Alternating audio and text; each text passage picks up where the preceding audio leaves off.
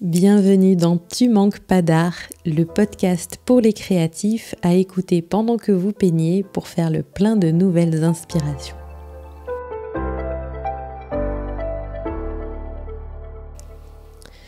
Le thème de ce 7e épisode est le carnet de voyage, une pratique de plus en plus répandue dont nous allons évoquer les principes avec de nombreux conseils pour le débuter et aussi pour surmonter ses principales difficultés.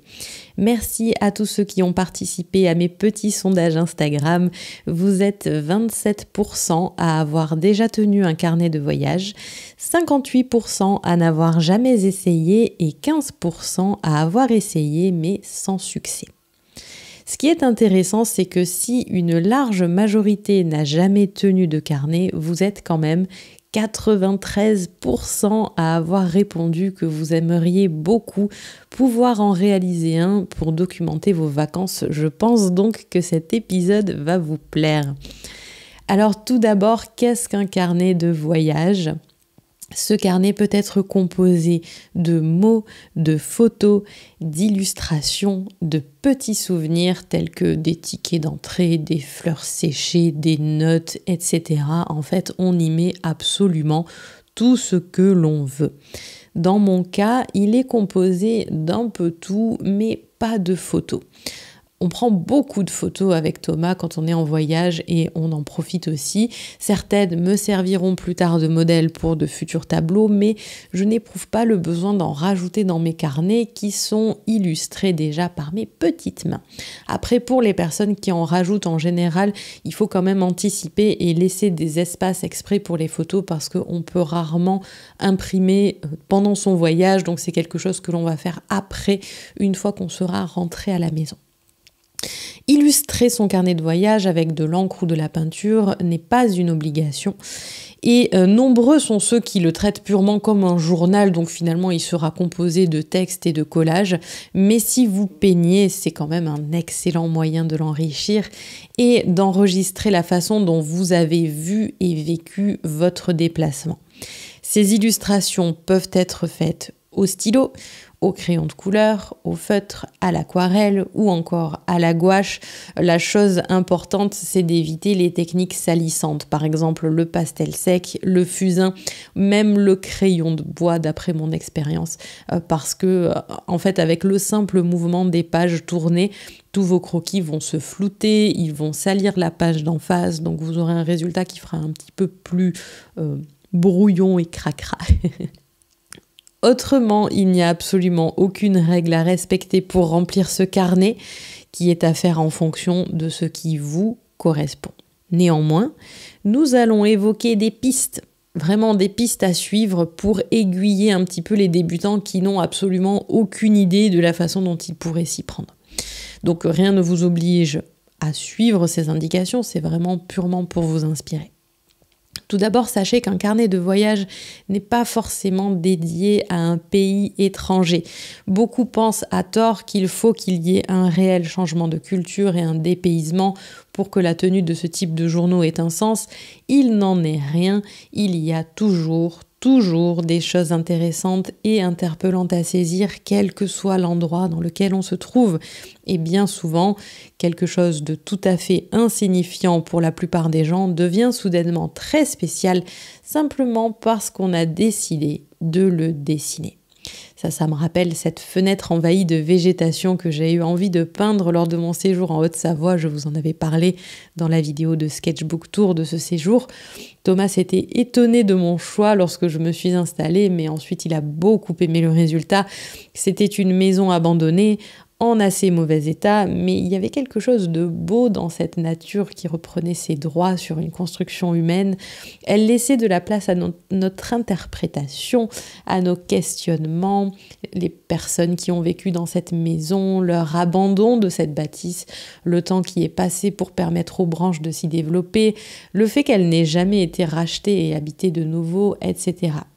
Et ça n'avait rien d'une représentation de quelque chose de typique de la région, ni d'évocateur d'un voyage, ni même d'un dépaysement.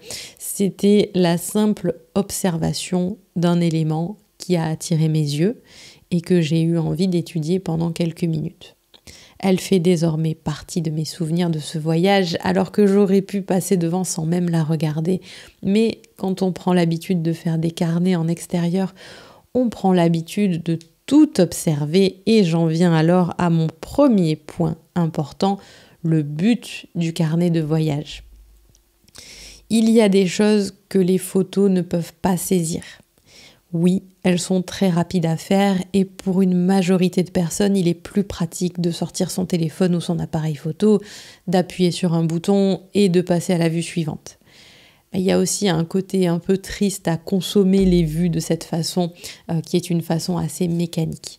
Lors de ma dernière visite au musée du Quai d'Orsay, j'ai pu constater un comportement assez caricatural qui consistait à venir se prendre en selfie devant un tableau et repartir sans lui avoir accordé le moindre regard.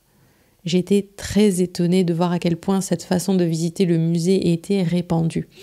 Et c'est sans doute un effet pervers des réseaux sociaux, c'est un autre débat, mais quoi qu'il en soit, je trouve que ce cas, qui est un petit peu extrême, illustre ce qui se passe parfois pendant nos vacances. On veut aller vite, on veut passer rapidement d'un lieu à l'autre pour avoir le temps de tout voir, ou plus honnêtement, pour avoir le temps de tout photographier. Et finalement, à se presser sans cesse pour tout voir, eh bien, on ne voit pas grand-chose. Et on revient avec des photos qui vont nous évoquer au mieux une journée qui était super remplie et où tout a été fait au pas de course. Et c'est la première force du carnet de voyage, c'est de prendre le temps, de s'imprégner réellement d'un lieu pour être capable de le décrire. Il n'est pas possible de réaliser un croquis en 10 secondes. Nous n'avons pas le choix, nous devons nous arrêter et nous devons observer réellement. Promener nos yeux sur les petits détails. Écouter les bruits ambiants. Chercher à recréer les couleurs autour de nous, les angles, les lumières. Et il y a quelque chose d'apaisant à faire cela. Mettre en pause son voyage pour le savourer seconde par seconde. Pour beaucoup, le croquis sur place est inenvisageable parce qu'il nous ferait perdre du temps. Mais pour moi, ce sont les moments où je peins que je préfère dans mes voyages. Ce sont ceux qui me donnent le plus l'impression de vraiment profiter et de vraiment vivre mon séjour. Alors nous avons 2 messages vocaux à écouter durant cet épisode et je vous propose de commencer par celui d'Isabelle car sa pratique du carnet de voyage est assez récente et elle nous parle de ce qu'elle en retire d'ores et déjà. Bonjour à tous. Tout d'abord, je tiens à remercier Cindy parce que sans elle, je ne serais pas en train de vous parler. J'ai fait la formation Simple et Jolie l'année dernière et c'est les outils qui m'ont permis finalement de me lancer dans des réalisations de peinture et aussi de carnet de vacances. J'ai fait mon premier carnet de vacances l'année dernière. On était en vacances en baie de Somme. J'ai adoré cet exercice parce que ça permet d'utiliser l'aquarelle sans avoir la même pression que quand on décide de peindre un paysage sur du joli papier. Et en même temps, ça permet de donner libre cours à sa créativité, à sa manière de voir ses vacances finalement. Et tous ceux à qui je l'ai montré l'ont trouvé vraiment sympa. J'étais assez contente. Bon, j'ai quelques loupés sur des dessins, mais finalement, c'était pas si grave. Cette année, nous sommes partis en Bretagne, donc j'ai récidivé, j'ai acheté un nouveau carnet. C'est pas tout à fait le même format que l'année passée. Et idem, j'ai commencé à réfléchir à mes... Au fur et à mesure que je voyais des choses, ça me donnait l'idée de les mettre sur le carnet. J'aime bien aussi mettre des petits commentaires sur les lieux qu'on visite, si j'ai des petites choses sympas, instructives à mettre dedans. Ça permet aussi de boucher les espaces parce qu'on peut pas... Il n'y a pas forcément de la peinture sur tout. Et vraiment, moi je trouve c'est plaisant parce que on a l'impression qu'on est libre de faire ce qu'on a envie et on n'a pas enfin moi je ne m'impose pas une obligation de résultat et finalement ça se passe très bien et j'ai jamais eu de page à arracher donc quelque part j'en suis vraiment contente. Donc voilà, je souhaitais vous faire part de mon expérience. Essayez et vous verrez, c'est super facile et c'est super plaisant. Merci. Merci à toi Isabelle pour ce message qui est très encourageant pour tous ceux qui n'ont pas encore osé franchir le cap. Bravo pour tes croquis qui sont vraiment superbes avec des compositions déjà très travaillées. Je pense que tu avais dû certainement voir des exemples de carnets de croquis, peut-être sur les réseaux sociaux. En tout cas, quand je repense à mes premiers carnets, ils étaient beaucoup moins travaillés que le tien. Un gros bravo vraiment. Je te remercie beaucoup d'avoir cité ma formation aquarelle simple et jolie. Je mets un petit lien à l'écran pour ceux qui pourraient être intéressés parce que il est effectivement très important de partir avec les bases pour être capable de peindre sur le motif, c'est-à-dire d'après des sujets réels. Tu as bien raison de peindre sans t'imposer de résultats. Je pense que c'est essentiel pour pouvoir réellement expérimenter. Si on cherche à faire tout de suite de superbes pages avec des peintures très réalistes, sans erreur, sans hésitation, eh bien c'est le meilleur moyen de trouver que tout est trop complexe et de se retrouver à la fin de son voyage avec un carnet vide. Si on part tout de suite du principe que notre but est de remplir le carnet de souvenirs, alors tout peut être peint. Alors, on peut utiliser ce support pour laisser libre cours à sa créativité et à ses idées. Tu as aussi soulevé un point très intéressant qui est celui de montrer son carnet à ses proches. C'est une façon de partager ce que l'on a vécu avec les personnes qui ne nous ont pas accompagnés pour leur faire découvrir notre séjour, mais à travers nos yeux. La plupart des gens adorent ça. À tout âge, la plupart des gens sont attirés par les illustrations et les petits textes comme des aimants.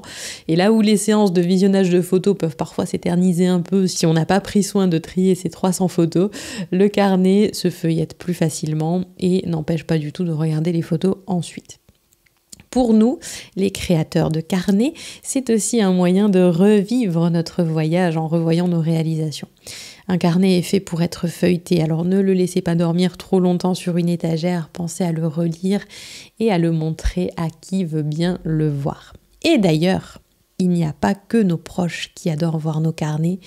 Bien souvent, ces petits journaux font un carton auprès des habitants des lieux que nous visitons. Après, ça dépend des endroits et ça dépend des cultures. J'ai remarqué qu'en fonction des pays, l'attrait n'était pas forcément le même. Mais tout de même, il est rare que je passe tout un séjour sans avoir laissé un local feuilleter mon carnet. Le carnet devient alors un objet très précieux parce qu'il permet de connecter avec d'autres personnes. Et je ne compte pas le nombre de fois où les gens ont appelé d'autres personnes pour venir le voir, où il a été photographié, filmé, on m'a même déjà proposé de le vendre. Et ces moments que j'adore parce que j'ai l'impression d'avoir vraiment fait plaisir aux habitants en rendant hommage à leur pays, ont parfois débouché sur des conversations beaucoup plus larges, voire sur des partages de lieux peu connus des touristes ou des bons plans pour profiter encore plus du séjour. Et par exemple, il y a 4 ans, quand on était en séjour à Corfou, nous avons visité un moulin à huile d'olive et alors que je dessinais la presse historique, il y a un des propriétaires qui m'a vue. Et il est venu regarder mon carnet avec beaucoup d'enthousiasme. Il m'a dit qu'il adorait les dessins et à quel point il était heureux que je dessine sa presse. Et du coup, je lui ai offert un croquis, très rapide, d'une bouteille de leur huile d'olive. Et cette année, 4 ans plus tard donc, mon conjoint Thomas a emmené sa maman et son frère à Corfou et ils sont allés dans ce même moulin pour acheter de l'huile. Eh bien, il n'a pas fallu 3 secondes littéralement au propriétaire pour le reconnaître.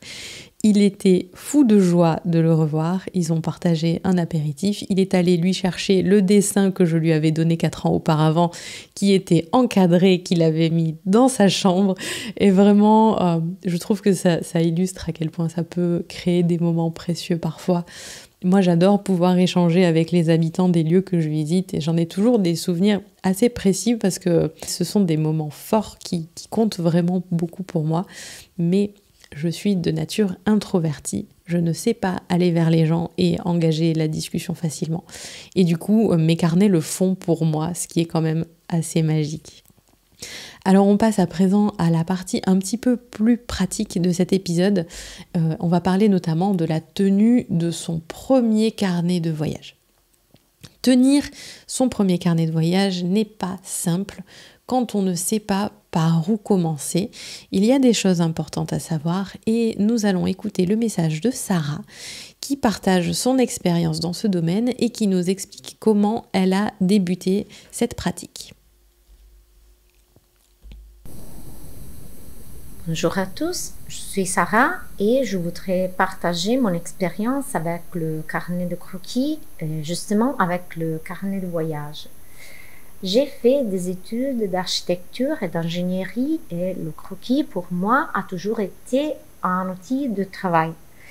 Pendant mes études, je souhaitais explorer le croquis urbain, mais je n'ai jamais eu l'élan de m'y mettre. Enfin, quelques années après mon diplôme, j'ai commencé à dessiner autre chose, portraits, etc. Et le dessin, le croquis, pour moi, est devenu un territoire à explorer. Il s'est détaché du travail et d'une idée de perfection géométrique que j'avais et de l'idée de faire de la perspective. Qu'en fait, apprendre les bases du dessin technique m'avait toujours suggéré. Quand je suis retombée sur le croquis en extérieur, cela faisait plusieurs années que je dessinais, que j'observais les objets, les visages, etc. d'une façon artistique, entre guillemets. Il a fallu quand même encore quelques années de travail sur le dessin d'observation parce qu'à ce point-là, il fallait combiner la technique, c'est-à-dire les théories de la perspective et des ombres, avec l'esprit des lieux. Et mes ressentis sur les couleurs que j'aimais et que je voulais employer dans mes croquis pour faire ressortir mes impressions. J'ai commencé donc à emmener avec moi mon carnet de croquis un peu partout et surtout dans mes voyages. J'ai expérimenté plusieurs techniques, crayons de couleur, aquarelle, feutre, gouache et plusieurs types de carnets, fait maison, accordéon avec du papier coloré, etc. À la fin, je pense que pour moi, c'est toujours une évolution, le carnet de croquis. À chaque voyage, je vais explorer les lieux avec mon carnet qui est toujours différent, qui a toujours un nouveau but. Par exemple, cela peut être le but d'étudier la lumière d'un lieu ou des combinaisons de couleurs, de faire juste des esquisses pour y revenir plus tard sur le même sujet et le dessiner à nouveau avec une autre technique, par exemple. La chose que j'aime le plus avec mes carnets, c'est le fait qu'ils sont capables d'absorber les souvenirs et qu'en les feuilletant une fois à la maison, ils sont comme des machines temporelles qui me ramènent dans tous mes voyages. Merci à tous et au revoir. Merci à toi Sarah, c'est toujours un plaisir de t'entendre parler français et tes réflexions sont très pertinentes. J'adore l'image que tu as utilisée de la machine temporelle représentée par le carnet de croquis. Je vois tout à fait ce que tu veux dire. C'est vrai que quand on regarde nos photos, ça nous rappelle souvent des bons souvenirs et ça nous remémore notre voyage.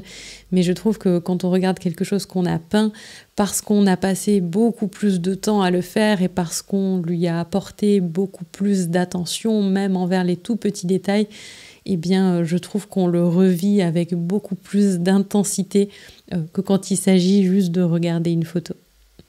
J'aimerais revenir sur ta pratique du dessin d'observation tout d'abord, parce que je crois que ce point est trop souvent négligé. Il est selon moi très risqué, enfin risqué entre guillemets, disons qu'il y a beaucoup plus de risques d'avoir une mauvaise expérience en débutant le carnet de voyage sans avoir au préalable pratiqué le dessin d'observation sur des sujets réels. C'est-à-dire que le dessin n'est pas basé sur une photo, mais sur notre environnement.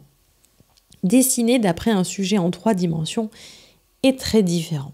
C'est une expérience qui est formidable pour notre pratique, mais ça peut être déconcertant. Et je ne dis pas qu'il est impossible de découvrir cela lors de notre premier carnet de voyage, mais pour moi, il est tellement plus simple de s'exercer à dessiner de cette façon avant de partir parce que du coup on peut identifier ses erreurs et il y en aura immanquablement et on peut commencer son carnet sur de bien meilleures bases. On ressentira moins d'appréhension parce que le territoire ne sera pas tout à fait inconnu. On peut tester des mises en page différentes si on choisit d'allier illustration et texte. Et c'est un excellent moyen aussi, accessoirement, de patienter jusqu'aux prochaines vacances. Il est évident qu'une expérience en peinture d'après-photo, ça reste mieux que pas d'expérience du tout. Et il serait quand même encore plus illusoire de se lancer sans connaître les bases techniques que nous choisissons pour nos carnets. En d'autres termes, c'est mieux de savoir déjà un petit peu dessiner quand même. Bravo à toi Sarah d'avoir pris ce temps pour t'exercer en plus de ta formation en architecture. Tes croquis sont vraiment magnifiques.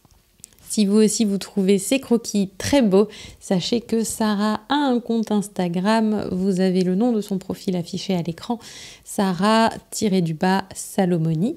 Comme ça, vous pourrez voir ses autres croquis ainsi que ses futurs croquis. Et merci d'avoir évoqué le fait que tes carnets sont pour toi l'occasion d'utiliser des techniques et des styles variés et aussi de varier les objectifs que tu te fixes. Ça rejoint ce que disait Isabelle sur le fait que ces carnets lui faisaient travailler sa créativité et pour cela, il est important de le voir vraiment comme un support d'expérimentation et non pas d'exposition, ce qui rejoint également la notion d'absence d'obligation de résultat que nous avions évoquée il y a quelques minutes. Comme Sarah et Isabelle, vous pouvez participer à mes podcasts en enregistrant un message vocal pour partager vos expériences. Le prochain épisode sera dédié à la publication de nos œuvres sur les réseaux sociaux. Vous pouvez nous donner votre vision des choses via un message de 5 minutes maximum envoyé à l'adresse qui s'affiche, podcast@créeraveccindy.com. Et n'hésitez pas à me joindre 2 ou 3 peintures ainsi que le nom de votre profil sur les réseaux sociaux pour que je puisse les diffuser pendant votre message vocal. Alors à présent, quelques conseils pour les personnes qui débutent totalement et qui ne savent pas par où commencer leur carnet. Commencez par identifier votre matériel. C'est une étape qui est en général très agréable parce que les fournitures artistiques sont souvent aux artistes ce que les jouets du Père Noël sont aux enfants. Décidez donc des techniques que vous allez utiliser dans votre carnet. Encre, crayon de couleur, crayons aquarellables, aquarelle, feutre aquarellable, gouache. Faites une sélection de ce qui vous fait plaisir et qui soit facile à réunir et à transporter dans une grande trousse par exemple. Si vous avez sélectionné aquarelle ou gouache ou crayon ou feutre aquarellable, vous allez aussi faire attention au papier de votre carnet qui devra être assez épais. 180 grammes par mètre carré, c'est bien. En dessous, ça va gondoler pas mal si vous utilisez de l'eau. Vous avez les carnets aquarelle Moleskine ou Hahnemühle Watercolor Book qui sont 2 carnets assez similaires et qui supportent très bien d'être mouillés. Alors ce sont des carnets en cellulose et non en coton.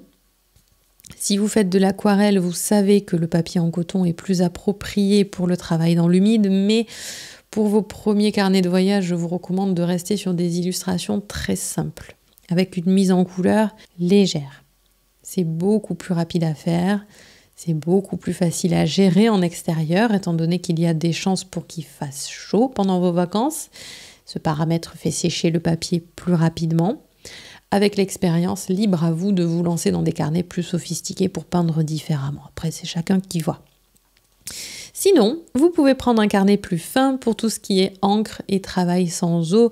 Je peux vous recommander notamment le carnet Travel Booklet de Hahnemühle, qui est un tout petit carnet souple avec un papier légèrement jauni.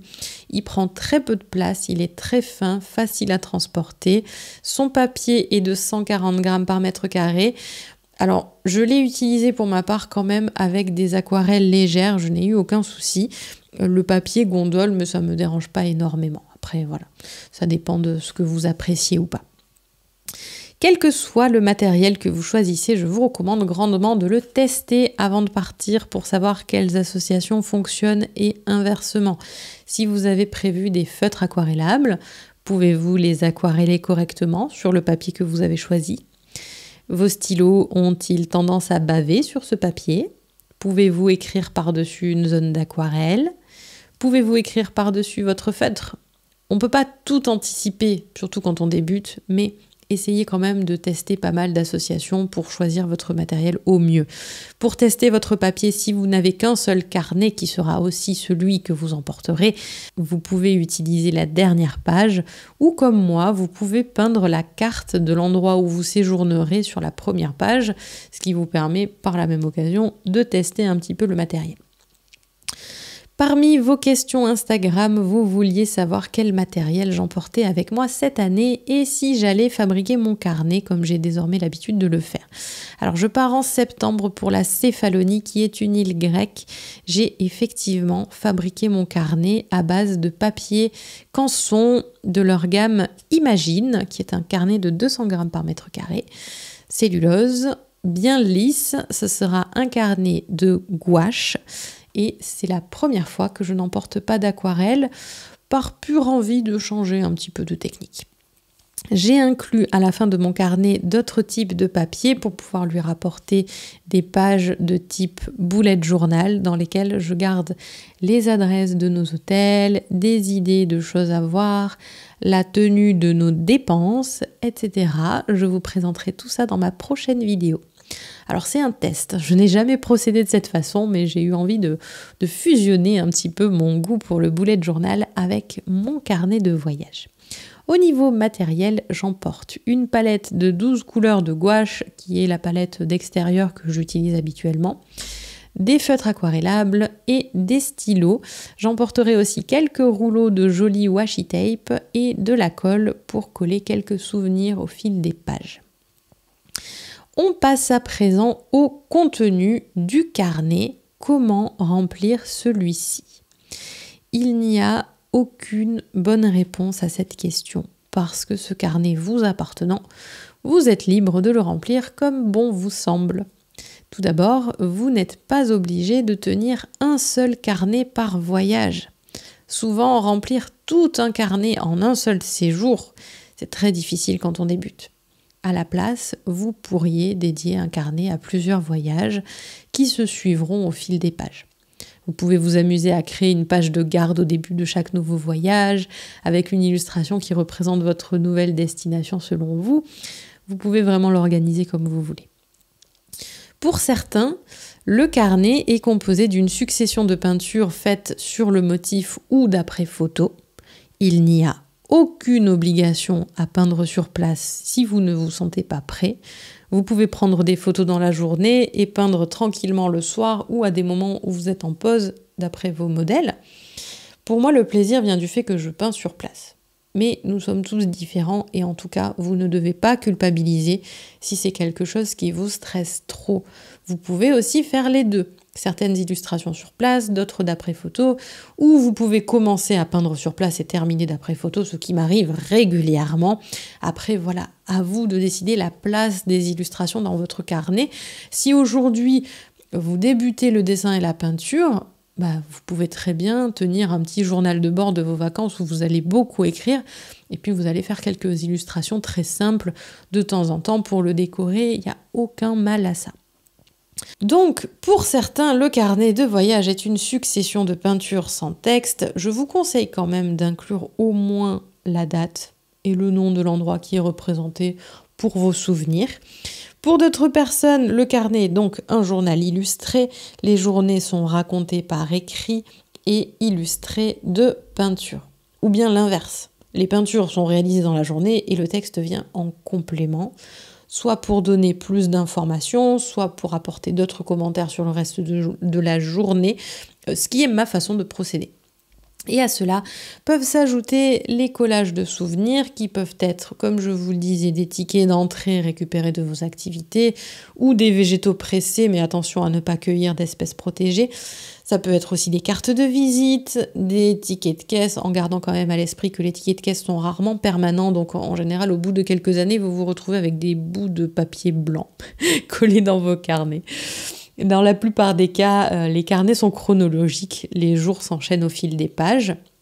Dans le cas de mon dernier carnet, on aura une première partie chronologique et une deuxième partie que j'ai appelée bilan, faute de titre plus approprié, et qui contient donc mes petits plannings et mes enregistrements de type Bougeot. Les problèmes liés au carnet de voyage à présent. J'ai répondu à pas mal de questions que vous m'aviez posées sur Instagram, mais pas à toutes. Tout d'abord, pour celles et ceux qui souhaitent peindre sur le motif, se pose le problème du choix des sujets. On a tendance à penser qu'il faut réunir un maximum de sujets typiques de la destination dans laquelle nous nous trouvons, mais ça c'est juste une règle qu'on se fixe à soi-même. En réalité, on peut peindre ce qu'on veut, et encore une fois, c'est parce que nous avons choisi de peindre ce sujet que cela le rendra intéressant. Cela signifie que pour ne pas vous stresser, vous pouvez profiter de vos moments de pause pour peindre ce qui se trouve sous vos yeux. Cela permet aussi de ne pas avoir à faire attendre nos proches exprès pour que nous puissions peindre. Ce n'est pas un problème pour moi parce que je voyage seulement avec mon conjoint et je sais qu'il apprécie beaucoup les pauses dessins qui lui permettent de filmer, de prendre des photos, de se renseigner sur nos futures visites, de faire sa sieste. Mais pour les personnes qui voyagent en famille, souvent elles se sentent coupables de créer des pauses. Et si c'est votre cas, vous pouvez toujours opter pour cette façon de faire, couplée par exemple aux peintures d'après-photo. En prenant l'habitude de peindre en extérieur, vous deviendrez aussi plus rapide. Mais pour ça, il faut pratiquer et c'est mieux de pratiquer en dehors de ces voyages aussi. Tenir des carnets chez soi, ça permet de s'améliorer beaucoup plus vite. Et une fois que vous êtes à l'aise, vous pouvez croquer dans plein de situations. J'ai fait un croquis sur un bateau pendant une traversée. J'ai fait un croquis dans un bus en attendant le départ. J'en fais régulièrement au restaurant pour saisir la gastronomie locale.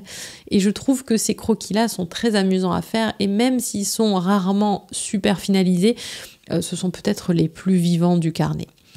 Une autre question que vous m'aviez posée est celle de l'emplacement des croquis sur le carnet. Comment créer ces mises en page? Comment anticiper les textes? Bref, comment construit-on le contenu de son carnet? Personnellement, j'ai commencé mes carnets sans jamais me soucier des textes. En fait, au départ, le plus important pour moi, c'était de peindre. Les textes avaient pour but de venir combler les vides, ni plus ni moins. Il n'y a rien de mal avec cette façon de faire, qui est clairement la plus facile, car elle ne nécessite pas d'anticipation. On peint ce qu'on peut, et s'il y a des zones de papier blanc qui nous gênent, on comble avec du texte ou avec un collage. Avec le temps, j'ai eu envie de rendre mes carnets un petit peu plus sophistiqués et il m'arrive d'anticiper des mises en page plus travaillées. Ça reste encore ponctuel parce que je ne veux pas non plus tomber dans l'excès et chercher à tout anticiper au risque de perdre aussi la spontanéité du carnet de voyage. Mais concrètement, il m'arrive de décider de peindre dans un rectangle serré pour pouvoir rajouter plus de texte à côté. J'ai aussi expérimenté la peinture dans un cercle que j'avais tracé grâce à un verre dans notre logement. Et je laisse souvent des espaces pour créer des lettrages volumineux ou bien je m'amuse à créer carrément des zones de texte illustrées. Dans une bannière, dans un post-it, sur un panneau. Ce sont des éléments qui est emprunté à l'univers du bullet journal, qui sortent un petit peu de l'objectif de capturer ses souvenirs et qui ajoutent un côté créatif. C'est ma façon de m'amuser avec mon carnet. Et l'amusement est aussi un objectif important pour moi. Donc pour résumer ma réponse à la question de la mise en page, je dirais qu'au départ, vous n'avez pas besoin d'anticiper. Vous pouvez vous concentrer purement sur la capture de vos souvenirs. Avec le temps, il sera plus facile pour vous de réfléchir aussi en termes de composition des pages, surtout si vous pratiquez avec des carnets à la maison. On m'a demandé s'il était possible de cacher ses ratés et comment faire. Un raté, ça peut être une illustration qui n'est pas comme nous l'aurions souhaité ou une faute d'orthographe sur un lettrage, mais ça peut aussi être un accident tel qu'une tache d'encre ou une éclaboussure. Comme il n'y a pas de règles à respecter en matière de carnet, nous sommes libres de décider si nous voulons inclure le raté dans le résultat final. Ça peut être par souci de tout enregistrer ou pour constater ses progrès plus tard, ou bien de les cacher. Le plus simple pour cela est souvent le collage. Un morceau de washi tape ou une carte de visite permet de masquer totalement ce qui nous chagrine. On peut aussi peindre par-dessus si on utilise de la gouache parce qu'elle est opaque. Libre à vous d'opter pour la technique la plus appropriée. Et nous voilà à la fin de cet épisode. J'espère qu'il vous aura donné envie d'enregistrer vos prochaines vacances avec vos peintures. La semaine prochaine, je vous présenterai le carnet que j'emporterai avec moi en Céphalonie et on se retrouvera fin septembre pour le revoir rempli de croquis. Je vous mets aussi dans l'écran de fin de ce podcast le lien vers ma playlist de Sketchbook Tour qui contient toutes mes vidéos de carnet de voyage pour vous inspirer. Merci encore à Isabelle et Sarah pour leurs messages vocaux. Merci à tous ceux qui ont participé aussi à l'élaboration de cet épisode sur Instagram. Et en attendant de nouveaux partages, mes chers amis carnétistes, bon croquis à tous et à très vite.